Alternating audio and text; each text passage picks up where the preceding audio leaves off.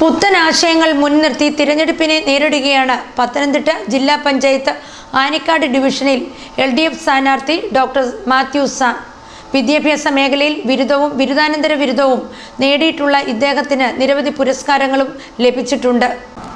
പത്തനംതിട്ട ജില്ലാ പഞ്ചായത്ത് ആനിക്കാട് ഡിവിഷനിൽ നിന്ന് LDF സ്ഥാനാർത്ഥിയായി മത്സരിക്കുന്ന ഡോക്ടർ മാത്യു സാം വീടുകൾ കയറി ഇറങ്ങിയും വ്യക്തികളെ നേരിൽ കാണുന്ന തിരക്കിലുമാണ്. നാടിൻ്റെ വികസനത്തിന് പുതിയ ആശയങ്ങൾ കൊണ്ടുവരാൻ ഉദ്ദേശിക്കുന്ന ഒരു കോളേജ് അധ്യാപകൻ കൂടിയാണ് അദ്ദേഹം.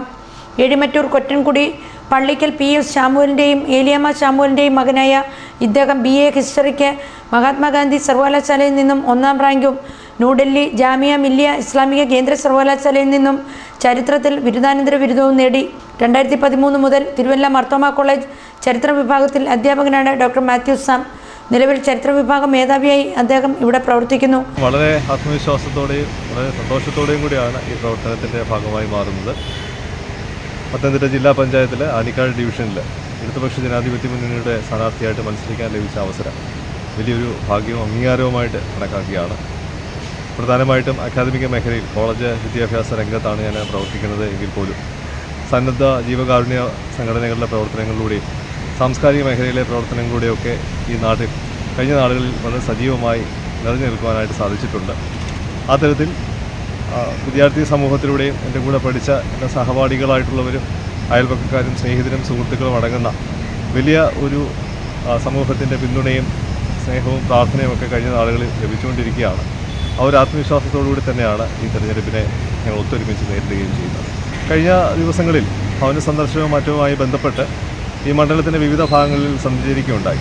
അടിസ്ഥാന സൗകര്യ മേഖലയിൽ കുടിവെള്ളം, അതുപോലെ തന്നെ വീട്, വഴി,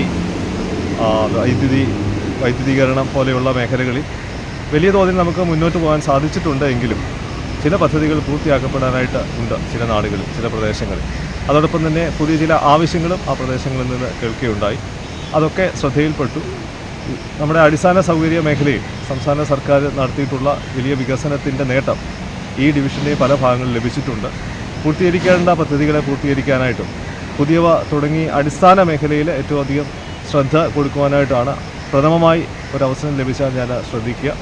കോഴിക്കോട് സർവകലാശാലയിൽ നിന്നും ചരിത്രത്തിൽ ഡോക്ടറേറ്റ് നേടിയ മാത്യു സാം പൊളിറ്റിക്കൽ സയൻസിലും ബിരുദാനന്തര ബിരുദം കരസ്ഥമാക്കിയിട്ടുണ്ട്. മികച്ച ഗവേഷണ പ്രബന്ധത്തിനുള്ള അവാർഡുകൾ ഉൾപ്പെടെ നിരവധി പുരസ്കാരങ്ങൾ ഇതിനോടകം ഇദ്ദേഹത്തിന് ലഭിച്ചിട്ടുണ്ട്. സാംസ്കാരിക ജീവകാരുണ്യ പ്രവർത്തനങ്ങളിൽ സജീവമായ ഇദ്ദേഹം CPI എഴിമറ്റൂർ മണ്ഡലം എക്സിക്യൂട്ടീവ് കമ്മിറ്റി അംഗമാണ്. ധന്യയാണ് ഇദ്ദേഹത്തിൻ്റെ ഭാര്യ.